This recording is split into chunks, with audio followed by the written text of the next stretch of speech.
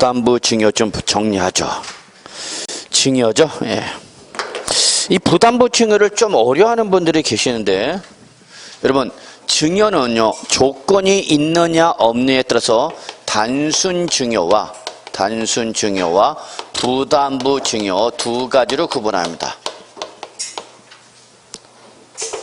단순 증여는 글자 그대로 부모와 자식 간 등 아무 조건 없는 증여를 바로 뭐란다 그러면 단순 증여, 아무 조건이 없다고요.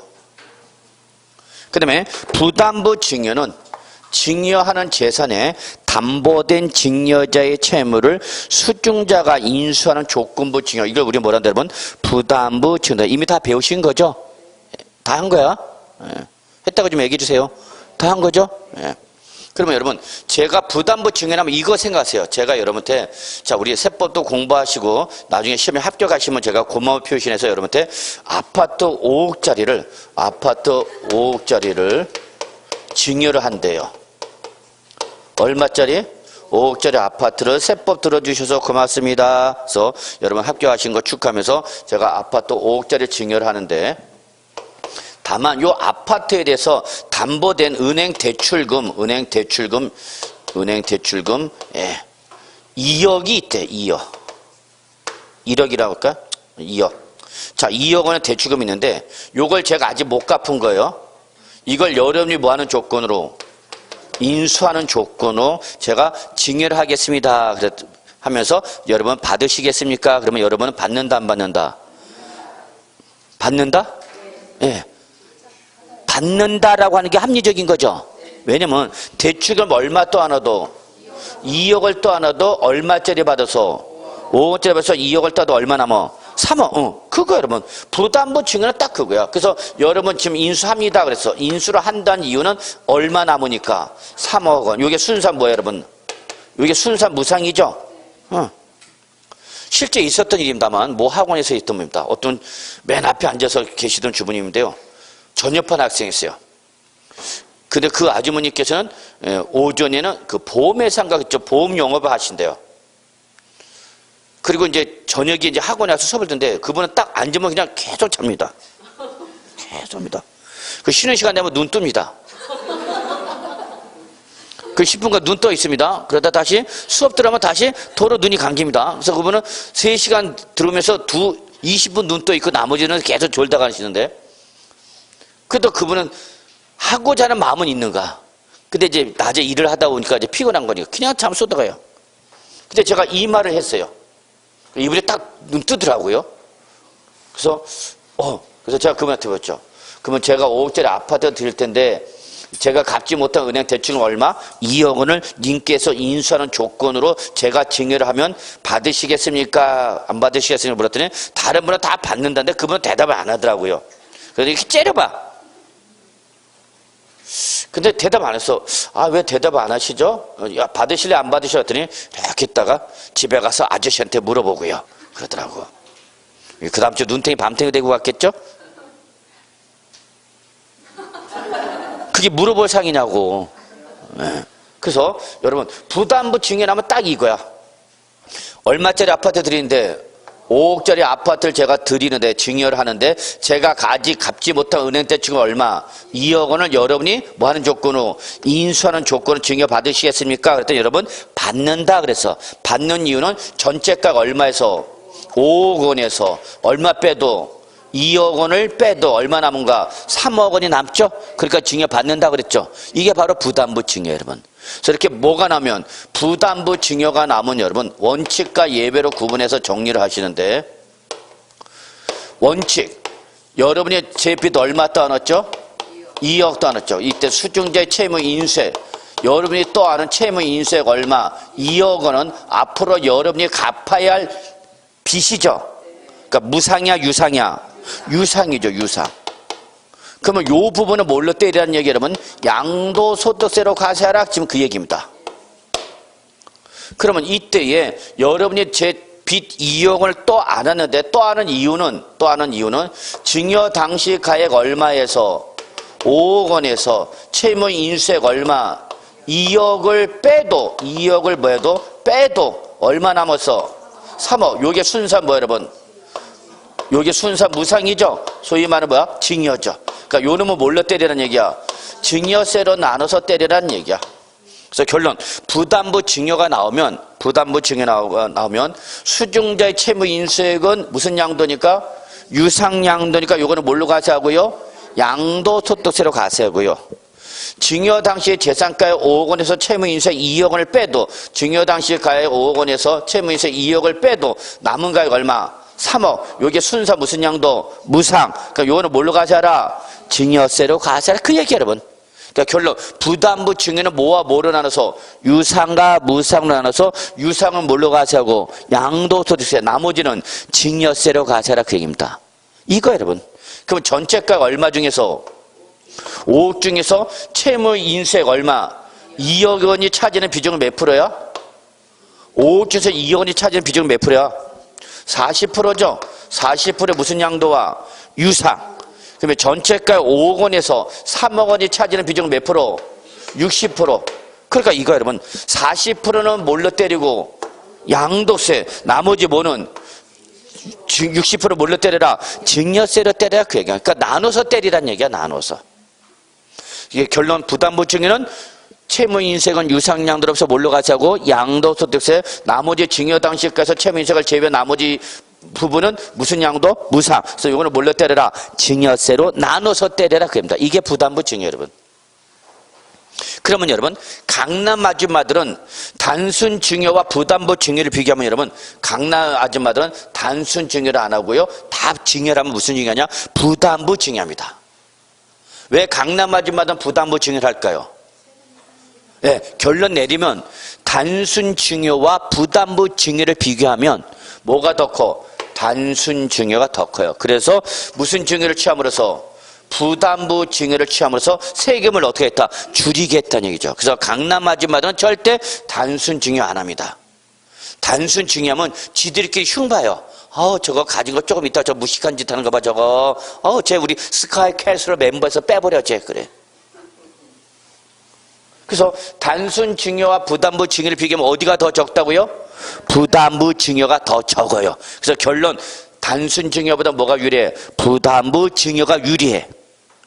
그런데 이때에 요 부담부 징여 당사자가 누구면? 배우자나 직계존비속이면 누구지간에? 배우자나 직계존비속 간에, 배우자나 직계존비속 간에 부담부 징여면, 자 이때 요 배우자나 직계존비속을 두 글자로 뭐라고 그래 여러분? 뭐라고 그래? 왼수라고 그러는 거야. 왼수 그러는 거야. 두 글자. 그래서 누구지간에? 배우자나 직계존비속 간에 뭘 하면? 부담부 징여를 하면, 이때는 여러분 우리 세법은 어떻게 보냐? 니들 실은 뭔데? 실은 뭔데? 단순 징여야. 배우자와 직계존비속은, 배우자와 직계존비속 즉 왼수지간에 지금 무슨 징여를 하는데? 부담부 징여를 하니까 옆에서 얘기를 해주죠. 야, 단순 징여보다 뭘 하라? 부담부 징여하는 것이 세금이 어떻게 한다? 줄어든다라고 얘기를 해주는 거죠. 그러니까 무슨 징여인데? 단순 징여인데 살짝 무슨 형식으로? 부담부 징여 형식을 취하는 거죠. 그래서 세금을 어떻게 하겠다는 얘기야? 줄이겠다는 얘기야. 그러면 요거를 이렇게 왼수지간에 무슨 징여라면? 부담부 징여라면 우리 세법은 그걸 인정해 주겠다 안 해주겠다? 안 해주겠다는 얘기야. 다시 어디로 쫓아버리는가? 단순 징여를 쫓아가 버리는 거야. 이해하셨어요? 그래서 결론, 누구지간에? 왼수지간에 무슨 형식을 취하면? 부담부 징여 형식을 취하면 우리 세법은 그걸 인정하고 안 하고 뭐로 본다? 단순 징여로 보는 거죠. 자, 요때 요게 법률적 표현이 이렇게 표현한다는가? 배우자와 직계존비속 간의 일들은 채무를 인수하지 않는 것으로 뭐한다? 추정한다. 이때 채무를 인수하지 않는 것으로 추정한다는 것은 조건이 있는 걸로 보겠다는 얘기야? 없는 걸로 보겠다는 얘기야? 없는 걸로 보겠다는 얘기야? 없는 걸로 보겠다. 그럼 이건 다른 말로 뭐로 보겠다는 얘기야? 단순 징여로 추정하겠다는 얘기죠. 그러면 단순 징여일 때 이때는 뭐야 여러분? 전액 뭘로 때리죠 여러분? 징여세로 과세가 되죠. 징여세로 과세하죠.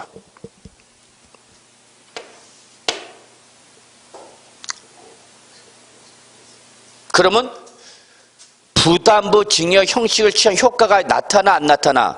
안 나서죠. 장난치지 말라는 얘기죠.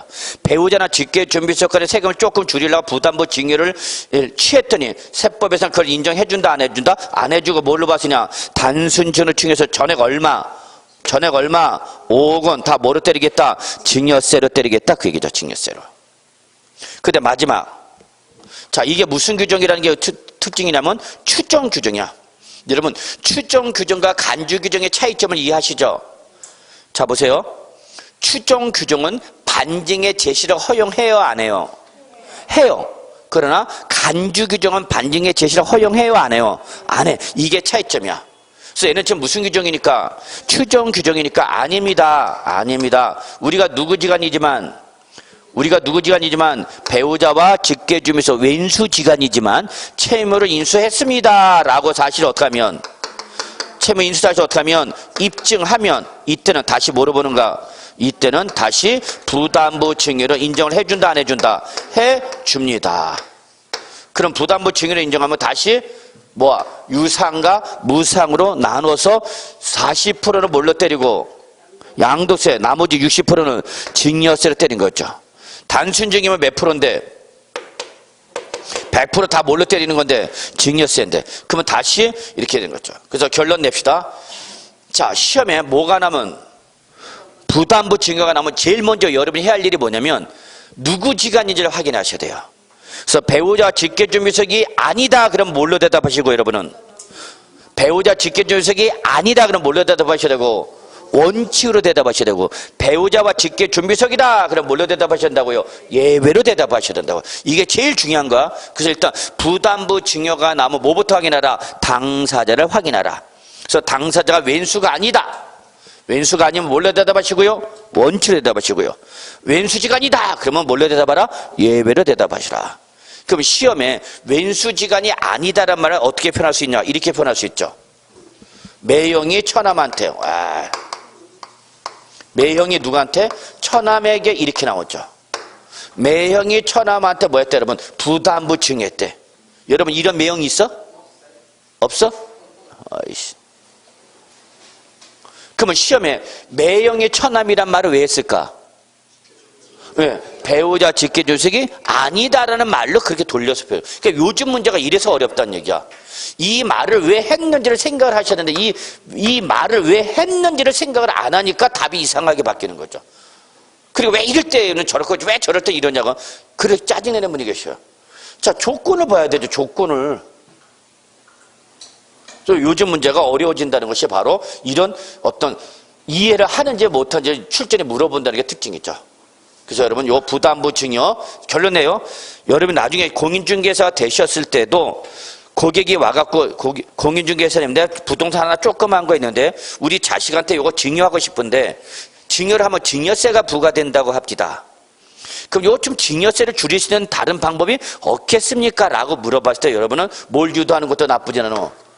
뭐 유도해? 부담부 증여 유도하는 것도 나쁘지 않다는 얘기죠. 그래서 증여세를 줄이시는 가장 기본적인 방법이 바로 뭐다? 부담부 증여죠. 그래서 누구지간에 지금 증여하고 싶어? 여러분, 그러면 실무에서는 증여는 누구일 때 해야 하는가? 이때 증여하죠? 여러분 저한테 증여를 해, 안 해? 말이라도 그렇게 하면 조금 서운하지. 어? 조금은 알았어. 나도 남영주 알아봤어 이제. 자, 사실은 실무에서는 왼수지간의 증여가 돼. 그 왼수지간의 증여를 하려면 부담부 증여를 하려면 인정해 주니까 안 해주니까 안 해주니까 이거를 하려면은 뭘 준비해야 돼? 뭘 준비해야 돼? 채무 인수를 뭐 해야 돼? 입증해야 되는 이 수단을 확보해야 되겠죠. 이때 아무런 제약 없이 채무 인수를 입증하는 가장 좋은 방법이 바로 뭐냐? 바로 저겁니다. 뭐 은행 대출금이죠. 은행 대출금. 누가 개입되죠? 은행이 개입되죠. 제3자인 공적 기관이요. 그러니까 일단 강남 아줌마 명의로 먼저 뭘 받아? 대출을 받아. 나 지금 돈 없어서 대출 받는가? 아니야. 자식한테 증여하고 싶은데 증여세 세금을 줄이려고 하는 거야. 그래서 일단 강남 아줌마, 증여하는 목적물이 강남 아줌마 명의로 먼저 뭐를 받고? 대출을 받죠. 그럼 은행에서 대출을 해주는 거야. 얼마 대출해줬어? 2억 원. 그리고 은행에서 여기다 뭘 설정했어? 저당권 설정해놨겠죠. 자, 그리고 나서 이 대출금이 기표된 요 아파트를 이제 엄마가 누구한테? 자식한테 뭐 하는가? 증여를 하는 거죠. 증여를 할 때 이 증여 계약서에 특약이 하나 걸려. 어떤 특약이 걸리는가? 은행 대출금 얼마? 2억 원을 누가? 아들이 뭐 한다? 인수한다라는 조건 하나, 특약 하나 걸면 이게 바로 뭐가 되는가? 부담부 증여. 그러니까 부담부 증여는 기본적으로 무슨 계약서야? 계약서는 무슨 계약? 증여 계약서야. 증여 계약서인데 채무를 인수한다라는 조건이 하나가 들어가면 무슨 증여가 되는 거고? 부담부 증여가 되는 거고, 아무 조건 없이 증여한다고 하면 어디로 가는 거고? 단순 증여로 가는 거야, 여러분. 그래서 기본은 무슨 계약이야? 증여 계약이야, 증여 계약. 오케이? 그러면 이때 은행 엄마의 대출금을 아들이 떠안으면서 증여받으니까 이게 무슨 증여야? 부담부 증여죠. 그래서 등기소 가서 먼저 이 아들은 뭘 내야 되고? 증여세 내야 되겠죠? 증여받았으니까. 그리고 이게 아파트니까 또 뭘 내야 돼? 취득세 내야 되겠죠, 취득세. 자, 이걸 냈습니다라는 영수증을 들고 취득세 영수증을 이제 뭐 해야 되는가? 등기해야 되겠죠. 이전 등기해야 될 거 아니야. 그래서 엄마 명의 등기를 누구 명의로? 아들 명의로 등기를 하는 거죠. 그리고 아들 명의로 이제 명의가 바뀌었죠? 이걸 그리고 이제 어디 가는가? 다시 어디 가야 돼? 은행에 가야 돼, 은행에. 은행에 가서, 자, 지금 우리 엄마가 갖고 있었던 당신네 은행 대출금을 앞으로 내가 갚겠다라고 채무를 어떻게 하는가? 채무자 변경합니다. 그래서 엄마 명의에서 이제 누구 명의로 바뀌는가? 자녀 명의로 바뀌는 거죠. 그래서 은행에서 채무자 변경 신청해서 채무자 변경해 주죠. 그래서 누구 명의로 바꿔? 아들 명의로 바꾸는 거죠. 이해하셨나요? 그리고 요때 채무자 변경 확인서 하나 끊으면 돼. 채무자 변경 확인서 하나 끊고 요 확인서를 어디다 어디 가서 증여세 신고할 때 같이 첨부해서 신고하면 이게 무슨 증여 되는가? 부담부 증여 되는 거죠.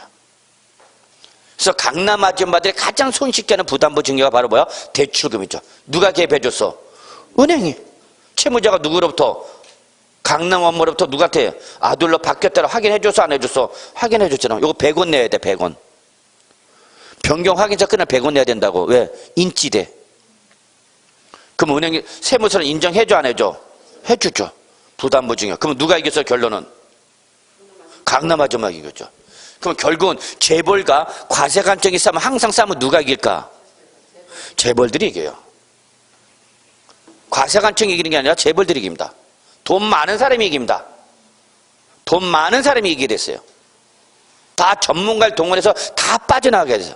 여러분, 법에 세금 피하고 싶다?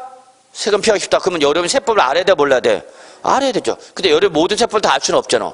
그 누구 쓰는가? 세무사, 변호사, 공인해서 쓰는 거죠, 뭐. 그러니까 돈이 많은 사람일수록 세금을 많이 내, 적게 내? 적게 내, 다 빠져나가요. 이런 것도 부담부 증여도 세금을 다 빠져나가는 방법 중에 하나인 거야. 그러니까 세법은 알면 알수록 세금을 안 내는 거, 모르면 다 내는 거야. 그래서 제일 흔한 말이 이거죠. 근로자가 봉이야, 그러죠. 근로자가 봉인 이유는 뭐예요? 어? 아니야. 근로자 봉인은 근로자 모든 내용이 다 원천 징수로 인해서 다 보고되거든, 과세관청에. 뭐 돈 줄 때마다 원천 징수 다 보고된단 말이야. 그러니까 국세청에서 개인 하나하나마다 다 돈 얼마, 이 은행 직장을 다니면서 얼마 받을 다 알아 몰라? 다 알죠. 근데 누구는? 사업자는 알아 몰라? 모르죠. 왜? 내가 뭘 하지 않으면? 신고를 하지 않으면. 그럼 여러분, 저는 이제 일요일날 어떻게 좀 시간 날 때 강변에 우리 그 태권도마트가 있습니다. 동서울 터미널에. 가끔 가다 가요. 그 뭐 재밌습니다. 아, 정말 거기 새로운 기기들 뭐 태블릿 PC 컴퓨터 해고 한번 3층부터 1, 2층은 의류 코너고요. 한 3층부터 7, 8층까지 이렇게 쭉 보면 하루 금방 갑니다. 새로운 것들이 많아. 근데 저는 가면은 꼭 매장에 가도 총각이나 아가씨 있는 데 갑니다. 사장 있는 데는 안 갑니다. 50대 남자인데는 안 가. 거기 가봐야 불친절해. 아저씨한테 뭐 물어보면 사장님은 틱틱거려. 꼭 저 같아요. 나를 보는 것 같아. 나도 이해가 돼. 뭐 맛있게면 대답하기가 싫어. 아, 그거 이렇게 하면 됩니다. 자, 이거 어떻게? 아이, 그렇게 하면 돼요. 아, 사실 거야, 안 사실 거야, 그래요. 근데 젊은 총각들한테 가면 아주 싹싹합니다. 아버님, 그래 가면서 그냥. 근데 저는 안 삽니다. 왜 안 사냐? 호칭이 마음에 안 들어. 아버님 그러면 안 사. 근데 형님 그러면 그래 사 그때는. 그러니까 호칭을 잘해야 돼요. 자, 근데 그 친구가 마지막에 이렇게 얘기합니다. 나 이거 사고 싶소. 얼마요? 물어봐요. 제가 분명히 얼마냐 물어보면 이 친구가 오히려 저한테 반문합니다. 그쵸? 현금 결제하실 거예요? 카드 결제하실 거예요? 이렇게 물어봐. 그러면 제가 물어보죠. 차이가 있습니까? 그러면 뭐라 그래? 차이가 있습니다. 그래. 현금으로 결제하면 10% 빼주실 수 있습니다. 그러죠? 그 10% 빼주겠다는 게 바로 뭐야? 그게 바로 부가가치세요. 부가가치세. 그러니까 내가 너한테 현금 결제하면은 부가치 10% 받고 안 받고? 안 받겠다는 얘기야. 그 대신 나도 과세관청에 현금 받은 걸 신고하겠다 안 하겠다? 안 하겠다는 거야. 이건 당사자의 암묵화의 세금을 탄로시키는 거죠. 요때 누이도 좋고 매부도 좋은 거죠. 그래서 자꾸 뭘로 유도를 해? 현금 결제 바로 이거죠. 이때 여러분이 그거 신고하면 국세청에 신고하면 걸립니다. 자, 그래서 결론. 단순 증여와 부담부 증여를 비교하면 결론 뭐가 더 적어진다? 세금이? 부담부 증여가 줄어진다. 그래서 강남 아줌마들은 어디에 열광한다? 부담부 증여를 한다.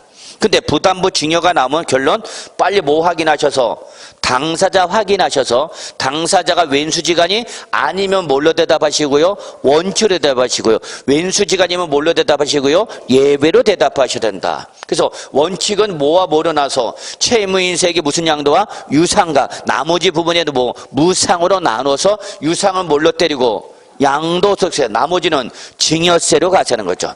그런데 이게 누구 지간이면 왼수지간이면 그냥 전부 뭘로 봐서 단순 증여로 봐서 전에 뭘로 때려라? 증여세로 때린다. 그러면 부담부 증여 효과가 나타난다 안 나타난다? 안 나타난다. 그러니까 장난치지 마라. 근데 이때에 이 규정은 무슨 규정이다 보니까 추정 규정이다 보니까 배우자나 직계 준비소득이라도 채무를 인수했습니다 라고 뭐 한다면 입증을 한다면 이때는 부담부 증여를 인정을 받을 수 있다. 그래서 결국 강남 아줌마들은 바로 저 은행 대출금을 통해서 부담부 증여를 몰고 가는 거죠. 그러면 부담부 증여 인정해줘 안 해줘? 해줍니다. 해주는데 세무서장이 딱 한마디 합니다. 세무서장이 뭐라냐면 두고 보자 그래. 그럼 당신 나한테 무슨 감정이 있어? 뭘 두고 보자는 거야? 세무서장에 뭘 두고 보자는 거예요, 여기서 지금. 부담부 증여를 인정해 주는데 두고 보겠대. 그럼 뭘 두고 보겠다는 얘기야? 그렇지. 이 뭐를 대출 원리금을 누가 갚는지 아들이 갚는지 지켜보겠다는 얘기야, 아들이. 근데 실제 이 대출 원리금 누가 갚아? 엄마가 갚겠지. 그러면 지나가는 아들 이래봐. 그래서 그러면 아저씨 세무서장이야. 너 대출 원리금 네가 갖고 있니? 그게 뭔데? 아니 너 네 명의로 대출 원리금 다 갖고 있는데? 나 모른다. 우리 엄마한테 가서 물어봐라. 그지? 네가 안 갔지? 모른다니까. 그래 알았어 하고 엄마한테 뭘 받은 걸 봐서 증여를 받은 걸 봐서 뭘 때립니까? 증여세를 가시가세합니다. 대출 원리금을 누가 갚지 않은 걸 보기 때문에 아들이 갚지 않으면 누군지 모르지만 제3자한테 이 아들이 뭘 받은 걸로 봐서 증여를 받은 걸로 봐서 증여세를 과세합니다. 그럼 결국 누가 이기겠어요? 세무서장이겠죠. 그렇기 때문에 이때 이 부담부 증여 때 요거를 뭐 하려고? 피하여야 되겠죠. 피하기 위해서 이때는 뭐가 중요하냐? 증여 목적물이 중요합니다. 어떤 거를 증여할 거냐가 중요합니다. 이걸 피해가야 되니까. 요거는 말을 못합니다. 공개적으로. 그래서 요거는 일단 여기까지만 보시면 되고요. 나중에 이제 실무 나가시면 이런 빠져나가는 방법은 이제 실무에서 여러분이 공부를 하시고 연구하시면 되겠습니다. 됐어요. 여기까지 합시다. 자, 그래서 여기까지가 부담부 증여고요. 이제 마지막 하나 남았네요. 자, 여러분 교재 어디 보시냐면은 은행 거기 81쪽에 보시면 여러분 81쪽 맨 밑에 자, 이혼을 하는 과정에서 재산 이전 형태 봅시다. 이것도 시험에 아주 잘 나오네요. 이혼. 잘 적어가세요. 이거 언제 써먹을지 모르고요. 요것만 잘해도 여러분 학원비 본전은 뽑습니다. 자, 이혼을 하는 거에서 재산 이전 형태는 여러분 두 가지가 있어요. 첫째 뭐가 있고 여러분? 위자료 지급이 있고요. 아까 보았던 뭐가 있냐? 부부 공유 재산의 분할 두 가지가 있습니다.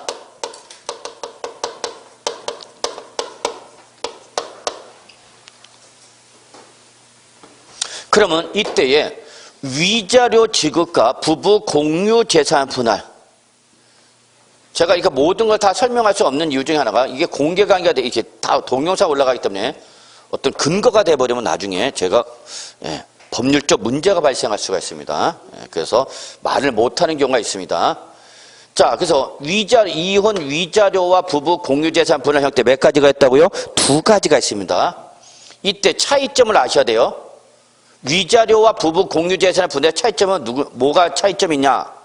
누가 주느냐가 다릅니다. 누가 주는 거냐? 위자료는 누가 주는 거예요, 여러분? 안 해봤어요? 이거 한 번도?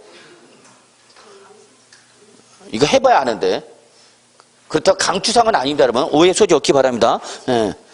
자, 위자료는 누가 지급하는 거냐? 파경자가 지급하는 거예요. 파경자. 파경자가 누구예요, 여러분? 혼인 생활을 파경으로 몰고 간 원인 제공자. 한마디로 말해서 그냥 바람 피는 놈 그렇게 합시다. 그러면 부부 공유 재산의 분할은 누가 주는 거예요, 여러분? 얘는 파경 원인을 묻지 않고요. 그냥 재산 명의자가 상대방한테 주는 겁니다. 그럼 위자료를 여러분 이거를 금전을 지급하면요. 자, 이거 위자료 뭘로 줬다고요?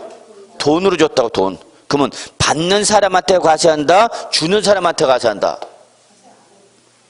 이때는 아무런 과세 문제가 없습니다. 주는 사람, 받는 사람 모두 과세하지 않습니다. 왜? 왜 과세 안 해?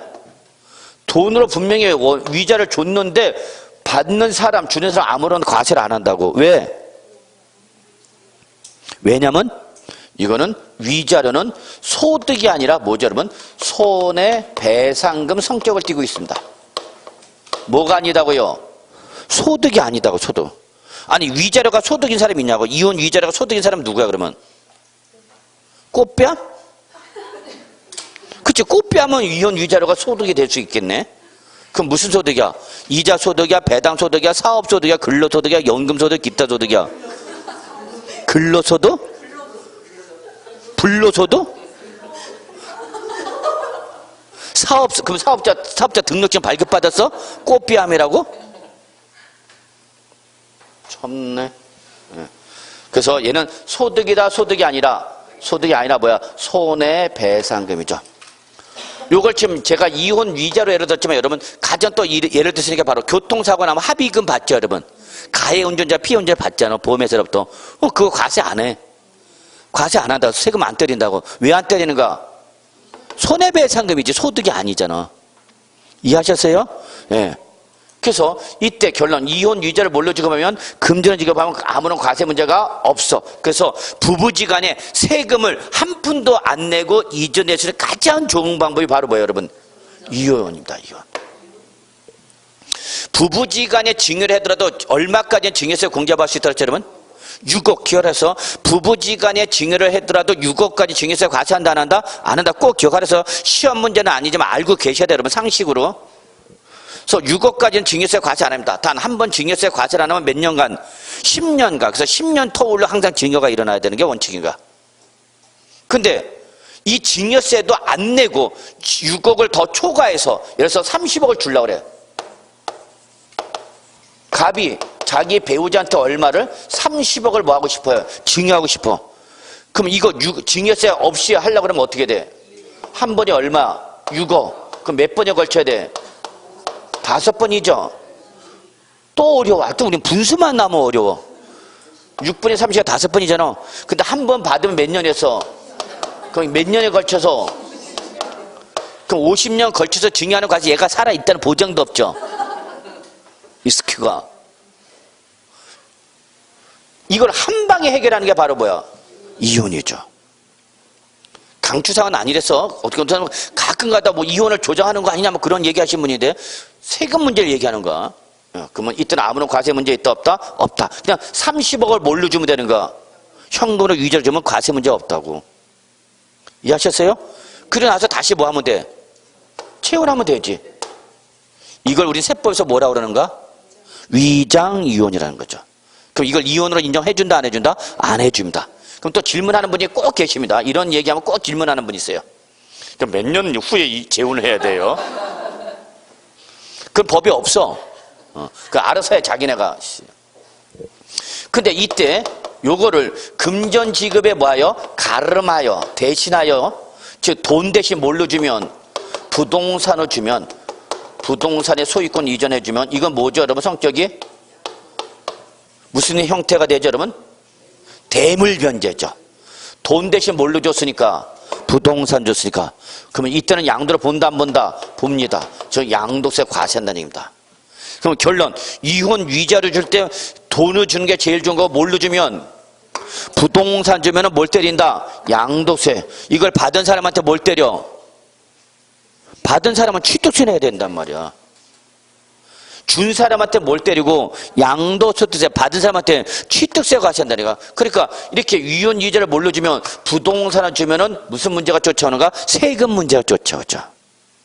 특히 이 사람은 잠시 바람을 좀 한번 폈다가 걸려갖고 바람 많이 핀 것도 아니야. 한번 폈는데 꼭 안 하던 놈이 걸리죠. 안 하던 사람이 하면 걸리는 거야. 안 해봐서 모르는구나. 안 해봐서 걸렸죠. 걸려서 뭘 당하고 이혼 당하는데 그냥 가지 뭘 달래서 위혼 위자료를 달래서 돈이 있어서 없어서 갖고 있던 뭘로 줬더니 부동산 줬다 또 뭘 때린 거야 지금. 양도소득 준 거죠. 인간들이 불쌍해 안 불쌍해? 그렇게 얘기하면 안 되는 거지. 다시 또 설명해. 아니 잠이 한 번 폈는데 걸려갖고 눈탱이 밤대로 터지고 이혼당해서 위자료 달아서 이혼당해서 돈이 없어서 갖고 있는 부동산 주니까 또 세금을 때리는데 안 불쌍해? 남이라고 그렇게 얘기하는 게 아니야.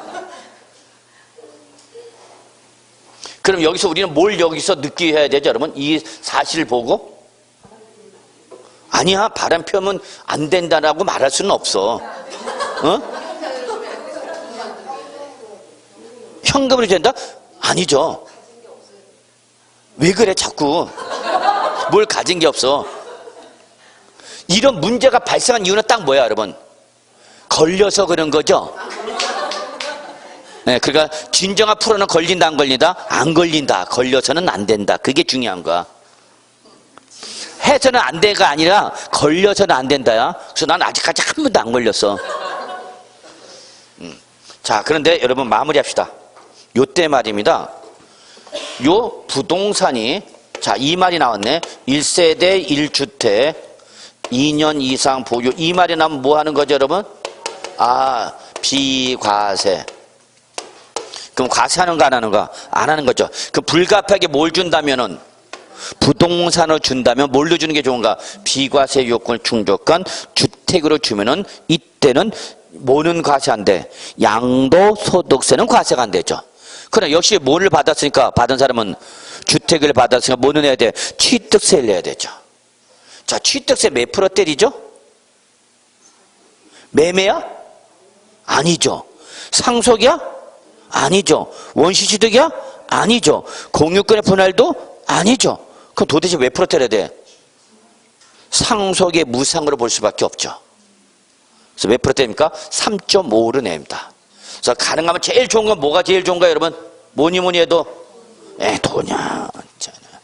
그러니까 아저씨가 바람 피려고 그런다. 그럼 뭐 해놓고 준비하라고 그래? 돈 준비해놓고 하라고 그래? 스키야 이것도 없으면서 바람 피지 말라고 그래. 이해되셨어요? 자 이번엔 부부 공유 재산의 분할입니다. 부부 공유 재산의 분할이라면 여러분 이건 단순한 공유권의 분할로 보기 때문에 한마디로 말해서 역시 양도로 보지 않습니다. 과세 안 합니다. 그래서 이때는 결론 양도소득세는 물론이고 여러분 증여세도 과세 안 합니다.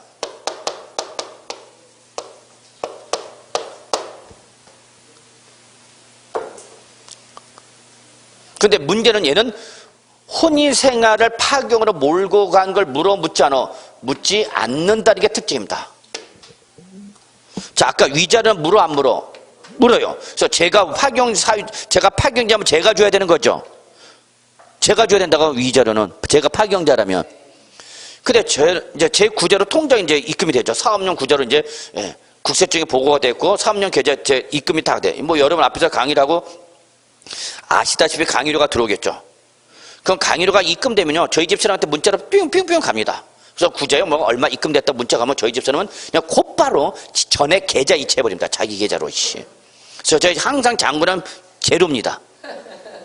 얼마 남겨놓지 않아요. 짜투리라도 좀 남겨놓으라 그래도 꼭 전액 계좌, 전액. 그래서 전액 계좌 이체하고 저희 집사람 명의로 부동산을 샀어. 자, 그럼 명의는 저희 집사람 명의로 돼 있는데 제가 파경자로서 이혼을 당하면서 그러면 저는 제 집사람의 명의로 된 부동산에서 내 몫을 달라라고 청구할 수 있어 없어? 있어. 이게 바로 뭐냐? 부부 공유 재산의 분할입니다. 여기에 내 노력도 있으니까 없으니까? 있으니까 내 몫을 다 주시오라고 청구하는 게 바로 부부 공유 재산의 분할입니다. 이건 누구도 청구할 수 있다고? 파경자도 청구할 수 있다고. 왜? 이건 혼인생활 동안에 부부가 공동의 노력에 의해 축적된 재산을 보기 때문에 이혼을 원해요. 내 몫을 다 주요라고 하셨단 말이야. 그럼 내가 바람 폈죠. 제가 바람 피고 뭘 줬지만 위자료 줬지만 나는 부동산에 대한 지분을 달라고 할 수 있다고. 그러니까 나는 위풍당당해? 위풍당당하지 않아. 위풍당당하죠. 돈 달라고 내 몫 달라고 나 큰 소리 낼 수 있어 없어? 있으니까. 그래서 이게 지금 민법의 개정안으로 올라가는가. 자, 이런 경우 누구는 파경자는 요 부부 공유 재산 분할을 못하게 해야 되지 않겠느냐라는 거를 아는 거죠. 왜냐면 현실적으로 우리나라는 누가 남자가 받아 여자가 받아? 주로 여자가 받죠. 근데 여자가 받을 때 경제적 능력이 취약하니까 이 여성분들을 보호하기 위해서 이런 제도를 만드는 거죠. 근데 저희 집은 제가 받습니다. 제가 취약해요. 그래서 결론, 요 부부 공유 재산의 분할 양도를 본다고요, 안 본다고요? 안 봅니다. 따라서 양도소득세는 물론 여러분 증여세도 과세 안 합니다. 단 역시 아까 말씀드렸던 뭐는 과세하죠? 취득세는 과세해요, 안 해요? 하죠. 이때 이 취득세를 과세할 때는 세율이 무슨 세율 적용했죠? 기억나셔야 되는데 특례세율 대상입니다. 특례세율. 이거 사실상 취득이니까 형식상 취득이니까 표준세에서 2% 뺀 세율로 과세하죠. 자, 요거 빨리 확인하겠습니다. 여러분 잠깐 어디 보시냐면요. 82쪽 한번 볼까요? 82쪽. 기본 통칙의 동그라미 3번 좀 확인합시다. 기본 통칙의 동그라미 3번. 밑줄. 이혼으로 인하여 혼인 중에 형성된 뭐 여러분? 부부 공동 재산을 뭐에 따라? 민법에 따라서 재산 분할하는 단순한 공유권의 분할을 보기 때문에 양도를 본다 안 본다? 안 본다. 증여세도 과세를 안 한다. 그러나 뭐는 과세한다? 취득세는 과세한다. 취득세는 과세한다. 거기다 적으세요. 참조. 몇 페이지 적냐면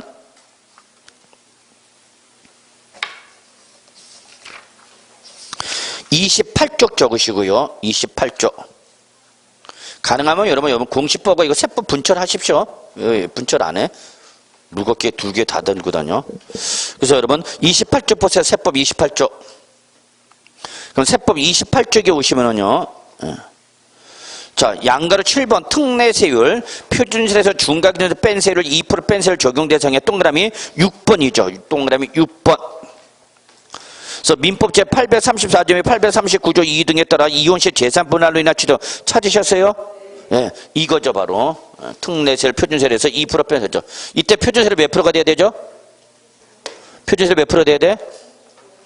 3.5가 돼야 되겠죠? 3.5입니다. 왜? 상속의 무상이니까 3.5에서 2% 빼니까 몇 프로 내라는 얘기야? 1.5% 취득세 내야 된다. 그 얘기가 됐습니다. 그래서 같이 취득세 함께 정리 좀 해두시 바라겠습니다. 자, 그 다음에 다시 양도소득세입니다. 자, 그래서 여기까지 해서 우리 양도의 개념 마무리 짓고 이제 비과세 갑니다. 비과세. 이 82조. 자, 82조 비과세가 있죠. 자, 일단 종류로 보시면 올해 여기 개정이 됐죠. 개정된 부분이 있습니다. 자, 일단 보죠. 첫 번째, 파산선거처분. 밑줄. 파산선거처분. 파산선거처분이 뭔지는 아시죠? 예, 더 이상 채무자가 채무를 이행할 수 없는 경제적 무능력 상태에 빠졌을 때 법원이 선고하는 게 바로 파산선거. 여러분 소위 말하는 이제 뭐 생각하시면 되죠? 신불자, 신불자. 이해하세요? 여러분 신불자 예전은 제가 은행에 근무할 때만 해도 적색거래처라고 그랬는데 적색거래처. 거래처 중에 적색거래처가 있고 황색거래처가 있는데 제일 나쁜 게 신용등급이 제일 나쁜 게 적색거래처입니다. 얘는 글자도 무슨 색이야? 빨간색. 요거보다 낮은 게 이제 뭐냐? 황색 거래처입니다. 황색 거래처.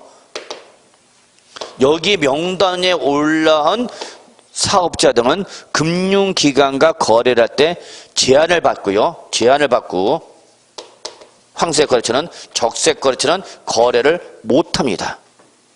신용거래 못합니다. 그래서 이게 안 좋은 건데. 네. 하여튼 이렇게 파산선거 처분에서 발생한 양도소득에서는 더 이상 채무자가 채무를 이행할 수 있는 없는 경제적 무능력자한테까지는 과세한다 안 한다? 안 한다. 이렇게 보시면 되겠고요. 자, 농지 갑시다. 농지. 자, 농지의 교환이나 분할이죠. 여기서 가장 중요한 특징이 농지라는 겁니다. 농지. 농지는 세법상 우대 대상이야, 규제 대상이야? 우대. 자, 이때 이 농지를 교환하는 거나 뭐 하는 거죠, 여러분? 분합. 이때 교환하거나 분합이 뭐예요, 여러분? 분필과 합필을 말하는 겁니다. 예, 그래서 분필은 뭐고? 한 필지를 두 필지 이상 나누는 거 말이죠. 합필은 거꾸로 두 필지 이상을 한 필지를 합치는 거. 그 과정에서 명의가 바뀌는 거죠. 뭐였죠? 교환. 이때 이 일정한 요건을 충족하면 비과세는 거죠. 이때 요건은 몇 가지죠, 여러분? 두 가지죠. 두 가지를 반드시 뭐 해야 돼요? 모두 충족해야 되는 거죠. 그때 첫 번째 조건 한번 확인합시다. 빨리 확인만 하고 합시다. 교환하거나 분합하는 쌍방토지 가액의 차액이, 그죠? 외울 필요 없어. 쌍방토지 가액의 차액이 큰 가액에 얼마? 여기서 가장 중요한 키워드는 4분의 1 이하 이한다. 요게 가장 중요한 키워드죠. 결국 출전에 물어보면 뭐 갖고 장난쳐? 요거. 차액이 둘 중에 큰 가격이 얼마? 4분의 1. 이거예요, 이거. 출전이 어디를 장난친지 꼭 표시를 해놓으라고요, 여러분. 그걸 제가 해드리겠다고, 세법은. 그래서 12개, 13개 맞춰드리겠다고. 포기만 하지 마시고 쫓아오시면 분명히 12개, 13개 맞춰드리게 합니다. 그러나 뭐 세법 때문에 안 하는 건 아니죠. 이미 민계구에서 맛이 간 거기 때문에 포기하는 거지. 그래서 안타깝습니다. 제가 가장 안타까운 건 뭐냐? 잘 나오다가 7, 8월 때부터 이제 포기자가 막 나오죠. 2차 포기자 막 나옵니다. 그럼 벌써 1년 지나가는 거죠? 1년 지나가는 거 여러분 눈 깜짝할 사이입니다, 여러분. 여러분 집에서 올해 붙을 거를 알고 있습니다. 근데 이미 2차 포기했다? 그러면 내년이야. 뭐 끝난 거지 뭐. 자, 그래서 여러분 좀 이제 신경 쓰셔야 됩니다. 그래서 첫 번째 조건, 쌍방토지 가액의 차액이 둘 중에 무슨 가액? 큰 가액이 얼마? 4분의 1 이하. 요게 제일 중요한 숫자야. 그러면 차액이 교환하거나 분합하는 토지 가격 차이가 커야 된다는 얘기야? 작아야 된다는 얘기야? 작아야 된다는 얘기야. 가격대가 비슷한 것끼리죠. 둘째 보세요. 이게 중요한데. 자, 2번은 기역, 니은, 디귿, 그리고 뭐 나왔죠? 리을이 있죠? 4개 나와있죠? 여러분 요거는 엔드 개념이야? 또는 개념이야? 또는 개념이야, 또는. 이런 걸 지금 하고 있으니까 지금 시간이 많이 걸리는 거죠. 다 알고 계실 겁니다. 기역, 니은, 디귿 또는 개념이야? 엔드 개념이야? 또, 그러니까 기역, 니은, 디귿, 리을 중에 하나에 해당하면 되는 거죠. 이때 시험에 나오는 거 몇 번이야? 요거죠. 이게 바로 뭐죠, 여러분? 경작상 필요죠. 여러분 여기서 경작상 필요는 뭐를 말하는 거죠? 경작상 필요는 요거는 자 여러분 기역과 니은과 디귿의 특징을 잡아드릴게요. 기역, 니은, 디귿은 국가 등이 개입이 되거나 또는 뭐죠? 관련 법률에 의한 경우입니다. 법률.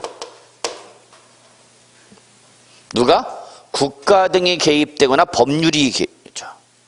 그런데 리얼은 이런 국가 등이나 법률 개입 이시 없이 농지 소유자의 자발적인 의사 하에서 이루어진다는 게 가장 중요한 특징입니다. 그래서 이때는 지들이 원해서 하는 거기 때문에 이때는 교환밖에 없어요. 뭐가 없어요? 분합이 없습니다. 교환밖에 없습니다. 그리고요, 진짜 중요한 건 이겁니다. 뭐가 들어가죠? 사후관리 들어갑니다. 사후관리 들어갑니다. 이 사후관리는 교환에 의하여 취득한 어디에서 새로운 농지에서 신농지에서 몇 년 이상을 3년 이상을 뭐야 돼요 여러분? 재촌작용할 걸 요구합니다. 그래서 여기서 의무 임대 기간은 몇 년입니까? 3년입니다. 3년.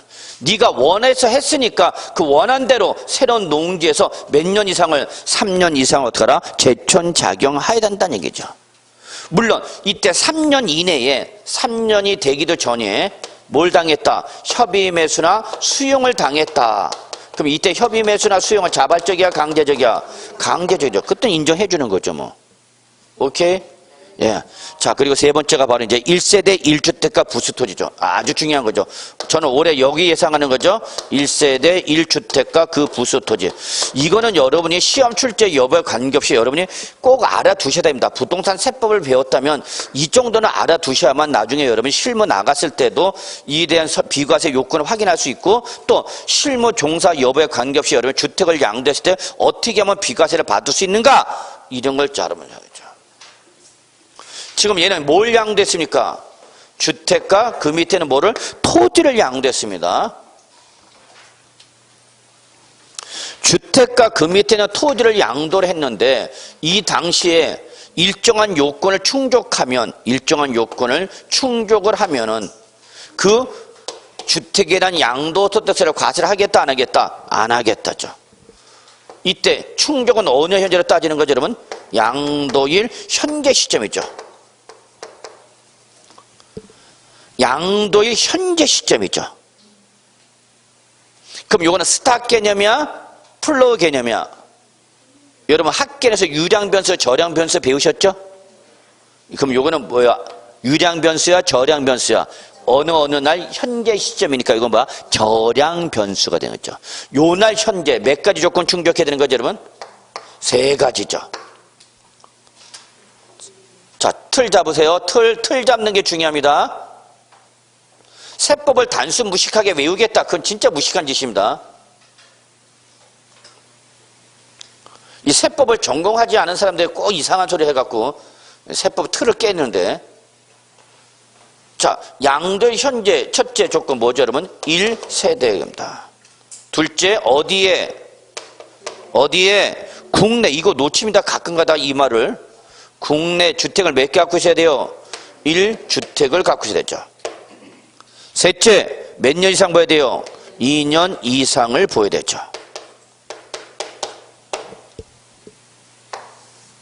그래서 조건 몇 가지예요? 세 가지. 1세대가 국내에 1주택을 몇 년 이상, 2년 이상 보유해야 되는 거죠. 이때 여기서 보유라 하면 것은 단순히 소유권을 뭐 한 날부터 취득한 날부터 언제까지? 양도일까지 기간을 말하는 거죠. 그냥 소유권 취득해서 양도할 때까지가 얼마 하면 되는가? 2년 이상 하는 거죠. 근데 요게 예외가 있죠. 단 어느 당시? 취득할 당시죠. 취득할 당시 이게 어디에 있다면 여러분 조정 대상 지역의 소유권 주택이랍니다. 여기서 동그라미 치십시오. 양도 당시가 아니라 취득 당시입니다.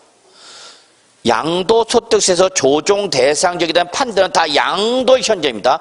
양도일 현재 시점에서 조정 대상적이냐 아니냐를 판단하는데 유일하게 비과세 여부를 판단할 때는 1세대 1주택 여부를 따질 때는 양도 시점이 아니라 어느 당시에? 취득 당시입니다. 취득 당시.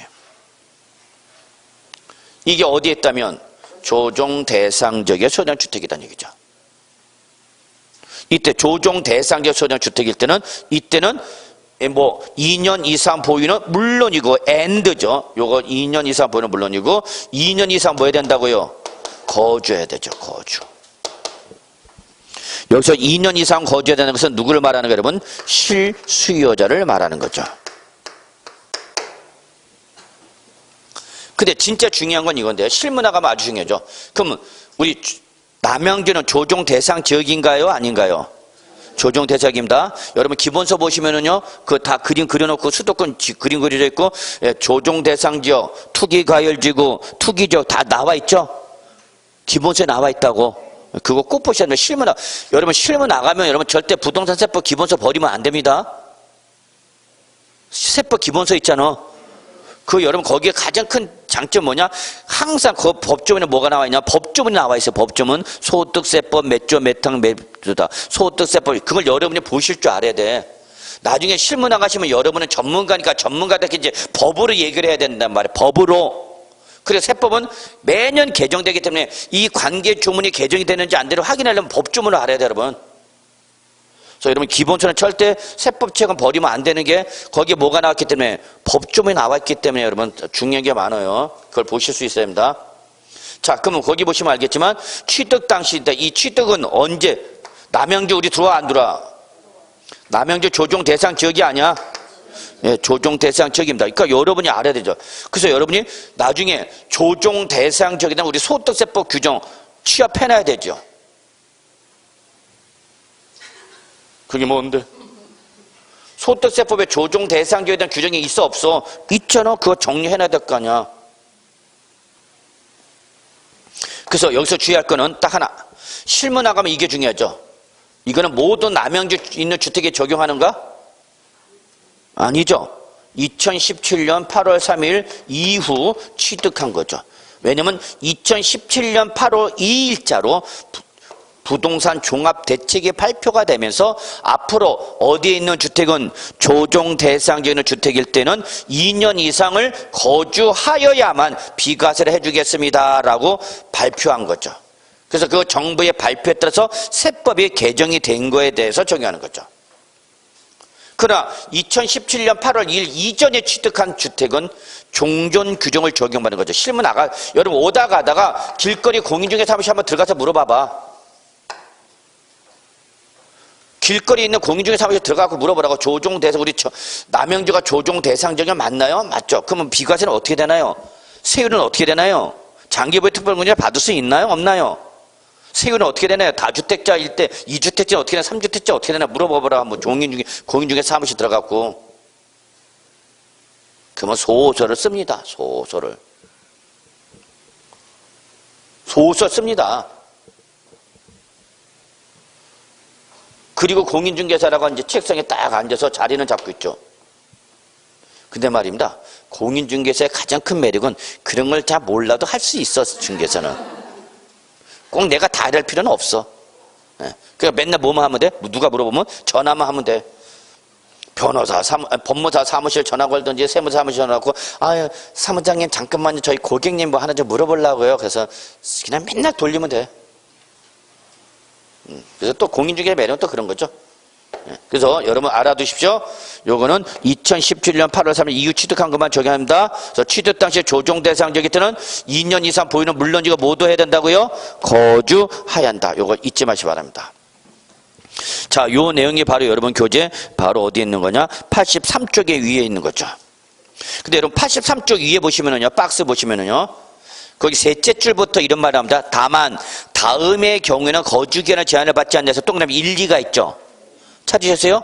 자, 이건 시험에는 안 나올 거야. 그래서 이런 실무 과정이고, 거기부터는 신경 쓰지 않으셔도 돼요. 자, 그 다음에 올해 신설된 게 이제 여러분 거기 밑에 마지막 네 번째죠. 여러분 요거는 여러분 이미 어디서 배우셨어요? 공시법에서 아마 배우지 않았을까 생각하는데, 여러분 지적 제조사에 관한 특별법 혹시 언급됐나요? 안 됐나요? 공시법 공부할 때 지적법 정리할 때에 지적 제조사에 관한 특별법 공부했어요? 안 했어요? 안 나와요? 이게 물어보는 놈이 나쁜 놈이죠? 응? 조금만? 자, 일단은 뭐 이거에 대한 내용은 여러분 공시법에서 해봅니다. 공시법. 그래서 지적 재조사에 관한 특별법에 따라서 지적 재조사에 관한 특별법. 지금 우리 여러분 지적 공부에 기재가 된 거를 지적 공부에 기재된 것을 지금 다 무슨 작업하고 있죠, 여러분? 전산화 작업하고 있죠. 이런 말 안 들어보셨어요? 지적 공부 수기로 기록됐던 걸 다 지금 뭐 하고 있다고? 전산화 작업하고 있다고. 그래서 이때 전산화 가지고 지적 재조사를 한다고. 그래서 바로 지적 재조사가 하는 특별법이 있어. 그래서 이렇게 지적 공부에 기재가 되어 있는데 얼마 기재되느냐 하면 100제곱미터 기재됐다 봅시다. 100제곱미터. 그러면 이때 디지털 할 때, 전산할 때 반드시 뭐냐? 실제 측량을 합니다. 그래서 지적 공부에는 얼마나 되어 있었는데 100제곱미터로 되어 있는데 실제 뭐 해보니까 측정을 해보니까 90제곱미터로 되어 있다는 얘기야. 90제곱. 나는 여태 얼마인 줄 알았는데 100제곱미터인 줄 알았는데 우리 가끔가다 그런 거 있잖아요. 뭐 경계선이 애매하고 뭐 담장이 우리 토지로 막 넘어와 있다든지 남의 토지로 막 넘어가 그런 게 있잖아. 가끔 봐죠. 그래서 지적 공부에는 100제곱미터로 적혀 있는데 실제 측량을 해보니까 얼마 여러분? 90제곱미터죠. 그럼 면적이 감소가 돼? 증가돼? 면적이 감소가 되겠죠. 면적이. 얼마? 10제곱미터가 감소가 됩니다. 그럼 요 10제곱미터를 우리 세번 뭐 한 거냐? 판 걸로 보는 거야. 판 걸로. 그래서 이때 10제곱미터 판 걸면 조정금을 어떻게 하냐? 받습니다. 그래서 조정금을 받아. 돈을. 네가 10제곱미터를 뭐 했으니까 감소된 만큼 뭐 한 걸로 보니까 판 걸로 보니까 그 조정금을 받는다고. 그럼 이때 지급받은 조정금은 과세를 하겠다 안 하겠다? 안 하겠다 그입니다. 여러분. 비과세하겠다. 그래서 여러분 거기 보시면은 이렇게 됐죠. 지적 재조사에 관한 특별법에 따른 경계 확정으로 지적 공부상 면적이 자 동그라미 쳐 뭐가 돼요? 뭐가 돼요? 감소돼요. 감소. 동그라미 쳐. 키워드가 다 중요해. 감소가 되어서 동법 20조에 따라 지급받는 동그라미 지급받는 돈 받은 조정금은 과세를 한다 안 한다? 안 한다 그 얘기 안 한다. 그런데 거기다 적으세요. 참조 몇 페이지 적냐면 91쪽 적으시고요. 91쪽 잠깐 좀 와야 되겠습니다. 91쪽.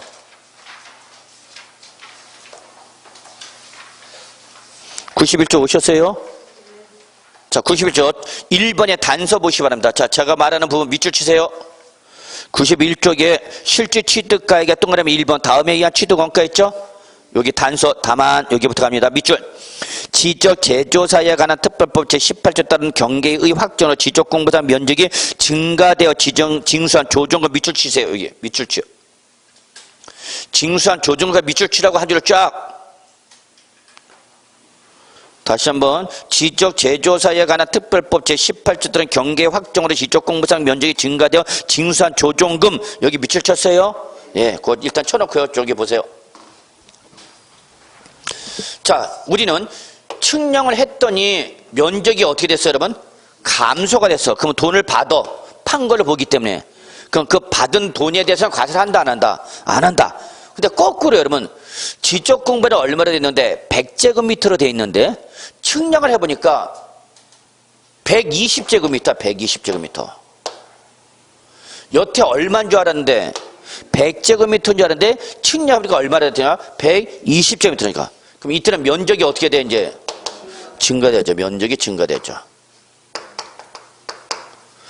그래서 전산화 장부는 얼마로 기록이 돼? 전산화 장부는 100으로 기록이 돼? 90, 120으로 기록이 돼? 90이나 120 실제 면적으로 고쳐야 된단 말이야. 이게 잘못된 거니까 이걸 바꿔야 된다고. 바꾸는 과정에서 이게 지금 얼마로 왔어? 120 면적이 어떻게 됐다고? 증가. 얼마 증가됐어? 20제곱미터 증가됐죠. 그러면 너 20제곱미터를 뭐 한 걸로 보는가? 산 걸로 봐야 돼. 그래서 돈을 내야 돼. 그래서 징수당한 조정금이죠. 이번에 돈을 어떻게 낸다고? 낸다고. 얼마 더 갖고 왔으니까? 20제곱미터. 그러면 이때에 요 징수한 조정금은 취득원가라는 필요경비에 포함하냐 제외하냐. 이때는 여러분 과세를 안 했던 것처럼 필요경비로도 인정을 안 해주겠다 그입니다. 제외. 근데 여러분, 우리 지금 지적 제조사에 관한 특별법 제18조는 경계 확정으로 인한 지적공사 면적이 증가되는 징수한 조정금 있죠? 징수한 조정금이 포함 대상에 들어갔어요. 위치가 잘못돼 있어. 그래서 여러분, 거기 밑에 부당행위 계산 시가초과액 있죠? 지금 책을 봐, 안 봐? 지금 91쪽 보고 계셔야 돼요. 91쪽 보시라고요. 91쪽. 91쪽 실제 취득가액에 동그라미 1번 다음에야 취득원가 다만 여기 밑줄 쳤죠?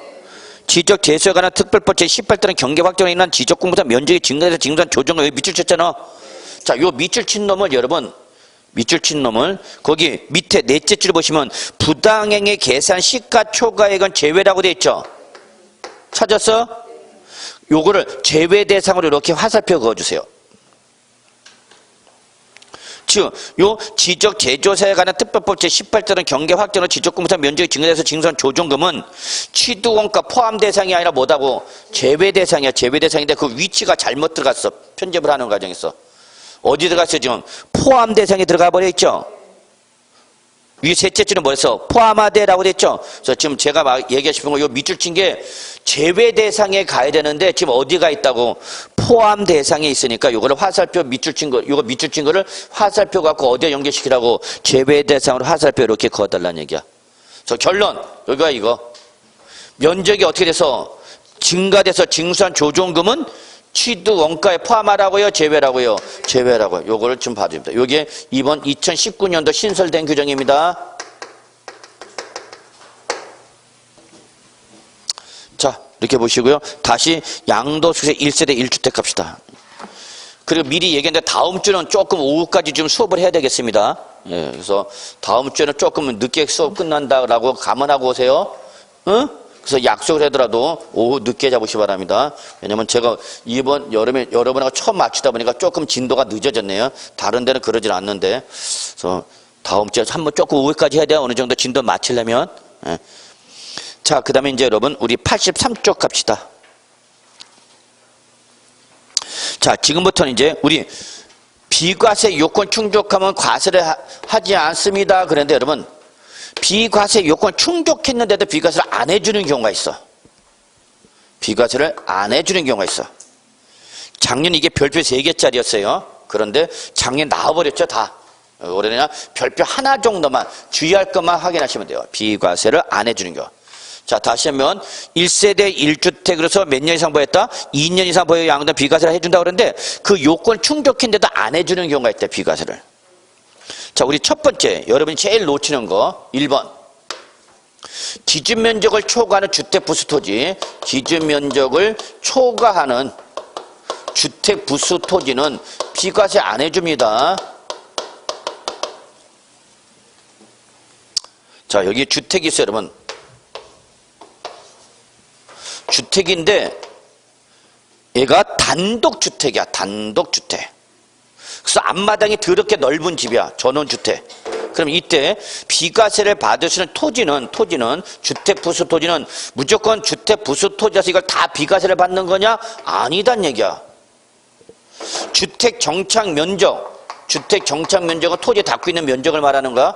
이 주택 정착 면적의 5배 또는 10배를 따져서 뭘 따지고 기준 면적을 따지고 이 기준 면적까지만 뭘 해주고 여기까지만 뭐 해주고 비과세 기준 면적을 뭐 하면 초과하는 놈은 비과세를 안 해준다고. 그래서 기준 면적을 초과하는 주택 부수토지는 비과세 해준다 안 해준다? 안 해줍니다. 이거는 당연히 공동주택일 때는 적용될 여지가 있어요 없어요? 없죠. 왜냐면 공동주택은 대지 지분으로만 갖고 있는 거잖아. 실제 토지가 없잖아. 그러니까 이건 주로 어디 때 정하는가? 단독주택, 전원주택 이러면 생각해요. 전원주택. 전원주택은 앞마당이 넓을 수 있죠. 이거 나중에 정말 제가 이거 몇 번씩 실무에 있는 사람들한테 연락 받고 황당한 일 겪으신 공인중개사한테 연락 많이 합니다. 실무 나가시면 여러분 저랑 자꾸 친해하려고 그래요. 허이 참 웃지. 아이고 그래 안 따져 전화번호. 그래서 전화번호 안 따준다. 절대 학원에서 전화번호는 개인정보니까 가르쳐주지 못하게 합니다. 카페에서 좀 활동하신 분은 제가 이제 고맙다고 해서 이제 좀 연락도 옛날에는 시험 끝나면 이제 카페 정모도 하면요. 뭐 사진도 있지만 뭐 정말 많은 수가 옵니다. 합격생들이. 거기서 이제 전화번호 서로 따고 이제 막 그러는 건데. 물론 따도 제가 제 핸드폰에 등록을 안 하면 안 받습니다만. 자, 이때에 연락 오셔서 한 분이, 그래서 수업하고 있는데 문자 왔어요. 교수님, 정말 급한 일이 있습니다. 어디 상담할 데가 없으니까 꼭 좀 전화 좀 주십시오. 그랬어. 예, 전화 걸었죠. 그때 누구님다? 그래서 아, 예, 누구님, 아무개님. 이제 우리 카페 닉네임이 있잖아. 예, 밤에 피는 야화님, 뭐 이렇게. 뭐 촌시로? 어이 참네. 공인중개사 원래 촌시로 뭐. 그랬더니 야화님이야. 그래서 왜 그랬더니요. 분명히 자기는 비과세 요건 충족해서 비과세를 얘기를 해줬는데 나중에 알고 보니까 세무서 추징 들어왔어. 양도세 신고 기한 내 신고 납부 안 했다 해서 양도 고지서가 날려면서 뭐가 얹혀갖고 날라요? 신고 불성실 가산세, 납부 불성실 가산세 얹혀갖고 왔죠. 그러니까 이 양도자가 그냥 그 세금을 내고 안 내고 누구 잡으러 와요? 공인중개사 잡으러 온다고. 네가 비과세라고 얘기했거나 안 낸데 무슨 소리 하냐고. 그래서 어떻게 해서 좋겠는지 모르겠다 그래서 혹시 고지서 갖고 있냐고 그랬더니 갖고 있대. 고객님이 있냐니까 있대. 자, 그러면 거기 고지 보면 전화번호가 있을 거다. 담당자 전화번호가 있을 테니까 전화 걸어갖고 내가 이런 고지서를 받았는데 과세 사유가 뭐냐 물어봐라 그랬어. 물어보고 다시 전화 주라 그랬어요. 그래서 이제 또 수업 들어가고 전화 갔죠. 그랬더니 이거 걸린 거야. 이분이 전원주택이에요. 전원주택. 그래서 자기는 분명히 1세대 1주택 2년에서 보여서 당연히 뭐라고 얘기했단 말이야. 비과세 양도세 안 냅니다 그랬단 말이야. 근데 세무서에서 왔어. 고지서가 날라왔어. 가산세 얹혀갖고. 그래서 이분은 와서 뭘 주장하는 걸까? 공인중개사한테. 응? 가산세 대달라니까. 가산세. 네가 설명을 잘못해갖고 내가 안 내도 될 뭘 내니까 가산세, 양도소득세 내가 내야 될 거니까 내가 내는 거는 이해하는데 네가 설명을 잘못했으니까 안 내도 될 뭐를 가산세를 내야 되니까 가산세 부담하라는 얘기 와서 징징대는 거야 여러분. 나 너한테 수수료 줬잖냐. 근데 세금 이렇게 두드려 맞으면서 가산세 어찌 하냐. 그거 얘기하는 거죠. 그 전화 걸어서 확인해봤더니 뭐야? 담당자가 주택부수토지 과세입니다 그런 거죠. 이분이 뭐를 고려 안 했던가? 단독주택 부수토지 고려 안 했던 거죠. 그랬죠. 그러면 이런 얘기를 했냐? 이 주택이 단독주택이 앞마당에 넓고 기준 이런 얘기를 했냐 안 했냐? 그러니 못 들었다. 그럼 그거를 밀고 나가라 그랬어. 당신 이런 얘기 나한테 했어 안 했어? 안 했잖냐. 당신이 한 얘기로만 가지고 나는 비과세 판단한 거지 이런 사실관계를 얘기를 안 했으니까 이건 내가 알 수가 없는 거 아니냐.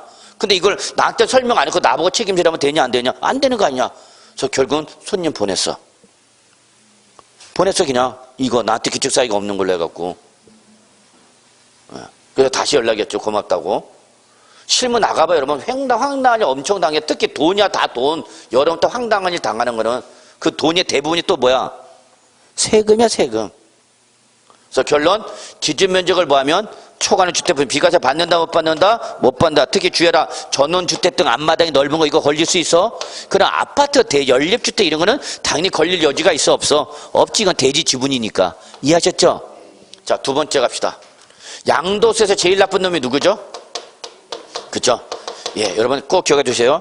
양도세에서 가장 전형적인 투기행위로 보는 게 바로 뭐예요? 미등양도죠. 미등양도. 근데 이 미등기 양도와 미등기 전매를 구분을 못합니다.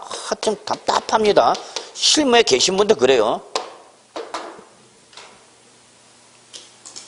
그래서 미등기 양도와 미등기 전매 자체를 구분을 못하는 거죠. 여러분 미등기 양도와 미등기 전매는 같은 거예요? 다른 거예요? 다른 거예요. 이때 양도소득세 규제 대상이 되는 건 미등기 양도지 얘가 규제 대상인 거지 얘는 규제 대상이 아닙니다. 여러분.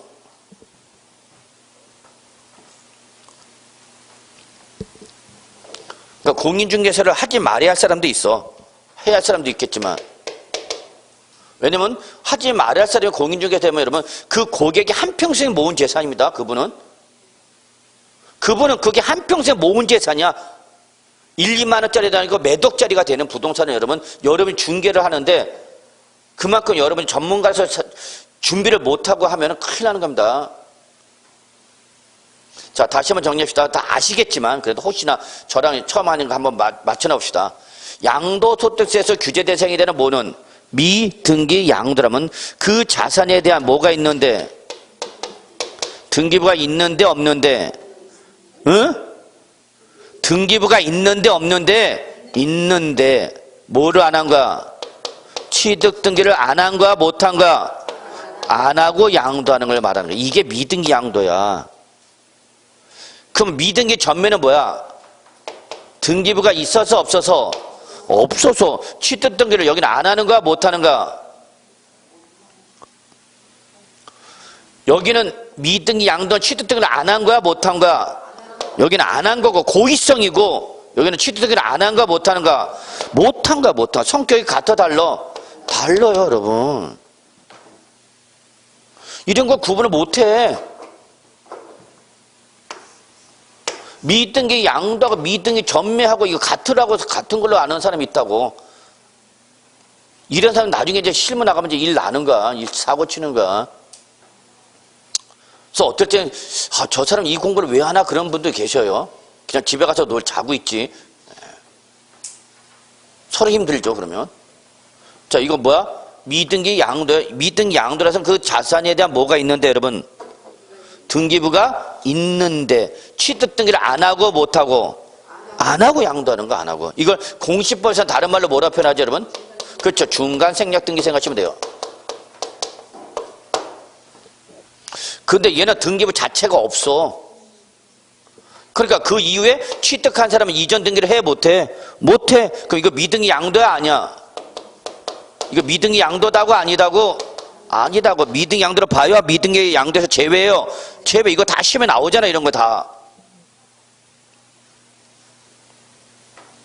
이거 시험에 나온 거야, 작년에도.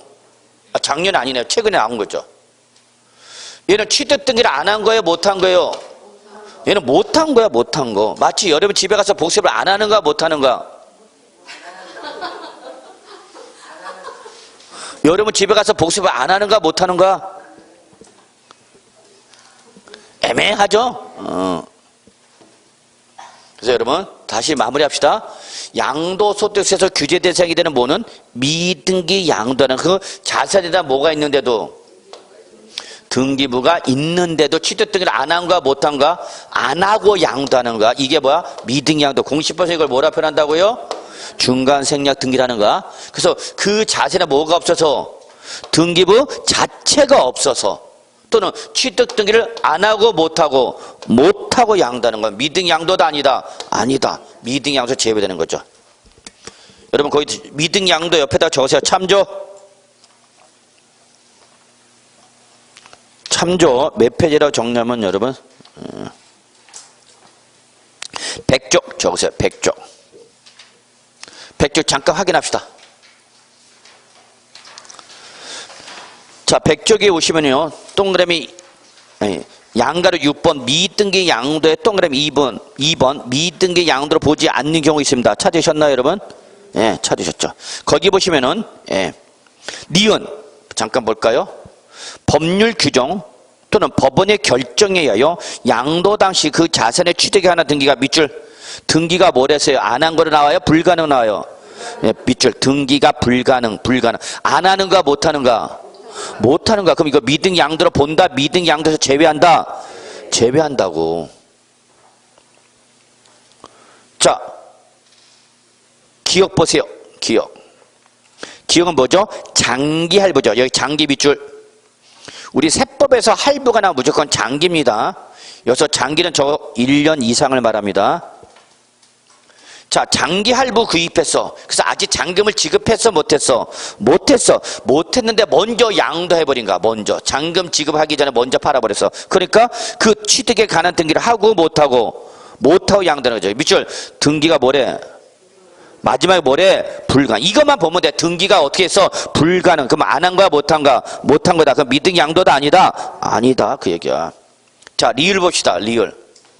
여러분 실무에서 가장 실수하는 거. 비과세권 충족한 1세대 1조에 해당하셨죠. 자, 밑줄 건축법에 의한 건축허를 받지 않아. 밑줄 건축법에 의한 건축허를 받지 않아. 이게 바로 뭐야, 여러분? 무허가 주택이야, 무허가 주택. 건축법상 건축허가를 받지 않은 주택은 뭐야? 무허가 주택이야, 무허가 주택. 그 무허가 주택이니까 등기부가 있어, 없어? 없죠. 없으니까 그 이후에 취득한 사람은 등기를 해, 못해? 못해. 그래서 밑줄 뭐라 했어, 여러분? 거기가 등기가. 등기가 불가능해서 못한 거는 미등 양도야, 아니야? 아니다. 그럼 다른 말로 말하면 무슨 주택도? 무허가 주택도 비과세를 받을 수 있다는 얘기, 없다는 얘기야? 응? 무허가 주택도 1세대 1주택 2년 이상 보이고 양도하면 비과세 받을 수 있다는 얘기, 없다는 얘기야? 있다는 얘기야. 있다는 얘기. 다시 한번, 무허가 주택은 취득 등기를 안 하는 거니까 못 하는 거니까 미등 양도를 본다고요, 안 본다고요? 안 본다고. 안 보니까 미등 양도에서 제외하니까 비과세 요건 충족하면 비과세를 받을 수 있다는 얘기, 없다는 얘기야? 있다는 얘기야, 있다는 얘기. 이해하셨어요? 최근에 비업의 시험에 나왔죠. 건설업자가 공사 용역 대가로 취득한 뭐를? 채비지가 뭔지 아시죠? 예. 그거를 환기처분 공고 난 다음에 양도를 한 것이 아니라 환기처분 공고 전에 양도했어. 그러니까 아직 등기가 끝난가 안 끝난가? 안 끝난 상태에서 양도하니까 등기를 해, 못해? 못해. 그럼 이거 미등 양도도 아니다? 아니다. 이와 똑같은 개념이 바로 미음이야. 그래서 미음과 비음 묶으세요. 똑같은 개념이에요. 공법이죠. 도시개발법상 도시개발 사업이 종료되지 않아서 토지 취득 등기를 하지 아니하고 양도하는 거죠. 지금 뭐가 아직 안 끝났어? 도시개발 사업이 끝나지 않은 상태에서 먼저 팔았단 말이야. 그러니까 등기를 했어, 못했어? 못했죠. 그럼 미등 양도도 아니다? 아니다, 그 얘기야. 오케이? 자, 디귿 봅시다. 디귿은 농지야, 농지. 이 농지에 대한 세제 혜택상 농지는 미등 양도로 보겠다, 안 보겠다? 안 보겠다. 그래서 무슨 요건 충족했거나 비과세 요건 충족했거나 면제 요건을 충족한 농지일 때는 미등 양도로 본다, 안 본다? 안 본다. 의도적으로 정책적으로 안 보겠다냐. 그러니까 그대로 뭐 해주겠다? 비과세 또는 감면해 주겠다는 얘기야. 자, 그래서 다시 나중에 그 밑에 불이익지는 아주 중요하지만 나중에 보기라고 다시 비과세입니다. 자, 그래서 83조 다시 올게요. 결론. 예, 미등기 양도는 비과세 해주고 안 해주고? 안 해주고. 양도 차익 전액과세입니다. 주의할 거는 미등기 양도와 미등기 전매는 같은 거다, 다른 거다? 다른 거다. 자, 3번. 자, 3번 보세요.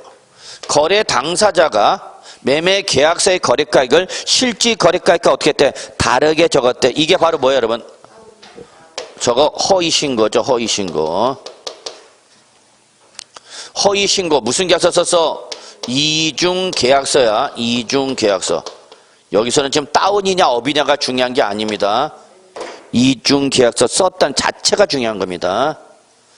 그러면 이 세법상에는 무슨 행위를 저질렀어요? 무슨 일을 저질렀어? 부정한 짓을 저질렀죠. 부정한 짓. 그럼 이런 부정한 행위일 때에 신고 불성실 가산세는 몇 프로죠, 여러분? 40%죠. 40%. 부정행위로 인한 신고 불성실 가산세 40%. 제적 기간은 몇 년이었죠? 세금을 때릴 수 있는 제적 기간은 몇 년이야? 10년. 10년. 그래서 기본적인 제적 기간은 몇 년이지만 5년이지만 기본적 제적 기간 몇 년이야? 5년. 소멸시효도 몇 년이야? 5년이야. 그래서 기본적으로 제적 기간이나 소멸시효는 기본이 5년인데 이렇게 부정한 행위로 인한 제적 기간은 더블 몇 년? 10년을 가는 거야. 10년. 그다음에 단순 무신고는 7년. 7년. 단순 무신고 7년. 예. 우리는 공부를 복습을 안 하는가 못 하는가? 그러나 여러분 시험에서는 복습을 안 하셨어요? 못 하셨어요?를 물어봐요? 안 물어봐요? 안 물어봐요. 자, 그래서 결론 무슨 신고하면? 허위 신고를 하면은 비과세 대상이나 감면 대상이라도 그러한 비과세 감면 혜택을 주고 안 주고? 안 주고 과세하는데 이때 과세가 되는 세액은 전액 과세가 아니라 둘 중에 어떤 금액? 적은 금액. 여기다 10번의 동안에 쉬입니다. 무슨 금액? 적은 금액. 이걸 출제에 뭐로 바꿔? 큰 금액으로 바꿀 수 있어요. 자, 그럼 뭘 적은 금액이냐? 비교 대상이 있겠죠? 첫째, 이렇게 무슨 요건 충족했지만 비과세 요건 충족했는데 얘가 업계약서나 다운계약서도 무슨 계약서를 작성해서 이중계약서 작성해서 그럼 비과세 해주고 안 해주고? 비과세 해주고 안 해주고? 안 해주고 뭐 한다고? 과세. 그럼 과세니까 세액을 계산해야 돼 안 해야 돼? 해야 되죠. 이때 과세가 되는 세액가 매매 계약서에 기재된 거래가에, 매매 계약서의 거래가에, 계약서에 적힌 금액이죠. 그리고 무슨 가에? 실질 거래가에, 요 두 가액의 뭐 차에. 그래서 이렇게 두 개를 비교해서 둘 중에 어떤 금액? 작은 금액이야. 이거 나 무슨 소리인지 하나도 모르겠다. 그냥 뭐만 기억해? 적은 금액. 이거는 계산 문제는 이미 시험에 나왔어. 비과세를 적용하지 않고 과세가 된 세금은 얼마냐라고 계산 문제 이미 시험에 나왔기 때문에 계산 문제 또 못 나와. 그 대신 설명으로 나올 때, 설명으로 나오면 출제는 이걸 건드려. 이걸 뭘로 바꾼다고? 큰 금액으로 바꿀 거니까 주의하고 계시라고. 자, 네 번째 무슨 주택이죠? 고가주택이죠. 고가주택. 고가주택이 뭔지는 다 아시죠? 자, 어느 당시 기준이야? 고가주택은 양도 당시야, 취득 당시야?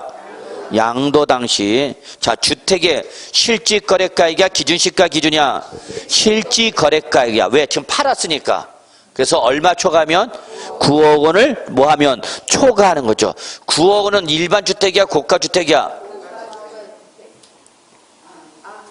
9억 원이 양도했다고. 9억 원이. 예늘 없이 딱 9억 원이 양도 무슨 주택이야? 일반 주택이야, 고가주택이야? 일반 주택이야. 여러분이 가장 실수하는 게 이거야. 9억 원은 잘 안다니까? 9억 원을 뭐 할 때? 초과할 때 고가주택이야. 9억 원까지는 무슨 주택이고? 일반 주택이고. 놓치면 안 돼, 여러분? 예. 그러면 이러한 고가주택이면 비과세를 해주고 안 해주고? 안 해주고 과세하는데, 과세가 되는 양도차익은 전액과세야? 아니죠. 양도차익 전액과세한다 그러면 맞은 말이야, 틀린 말이야? 틀린 말이죠. 양도차익 전액과세한다 그러면, 전액과세한다 그러면 맞는 말이야, 틀린 말이다? 틀린 말이다. 고가주택 하면 무슨 말이 나와야 돼? 반드시 안분 계산 나와야 돼. 안분 계산. 고가주택에서 절대 놓치면 안 되는 말이 무슨 계산이야? 안분 계산. 이런 게 고자자 뚝뚝뚝 튀어나와야 돼, 여러분. 그래야 문제 풀려.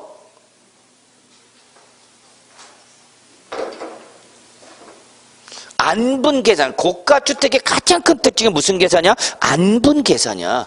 왜? 9억 원까지는 무슨 주택이고? 일반 주택. 9억을 뭐 할 때? 초과할 때. 그러면 자, 내가 옛날에 딱 10억 원에 양도했어. 얼마? 10억 원에 양도했어. 그럼 나는 일반 주택 양도해서 고가주택 양도해서 고가주택이죠.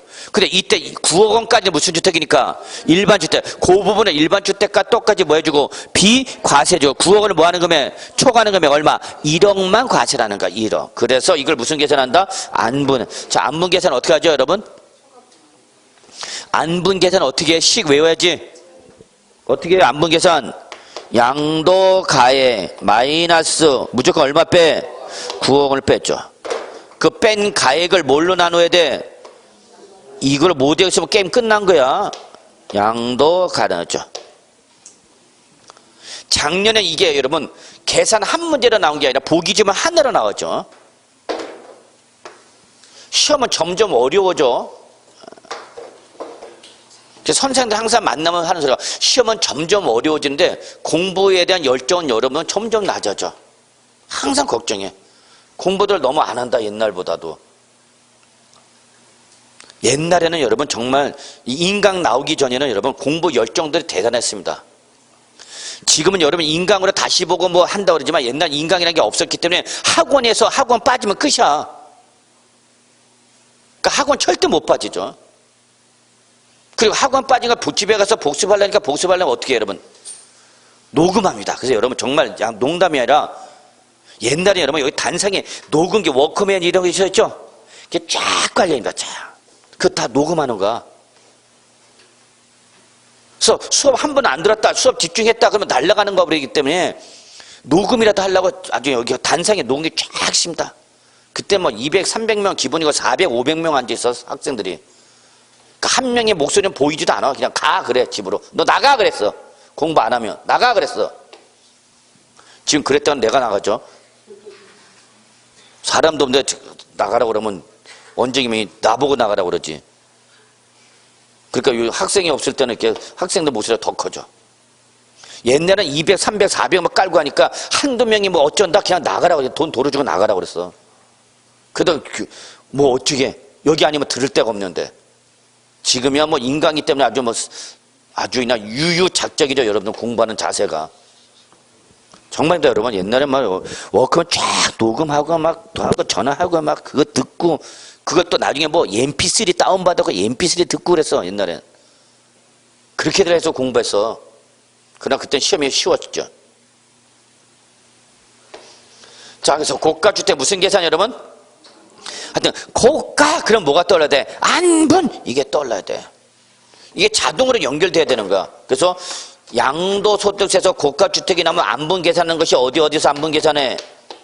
양도차익 계산할 때와 뭐 할 때? 장기보유특별. 이거 장기보유특별 문제 또 나와 이 얘기가.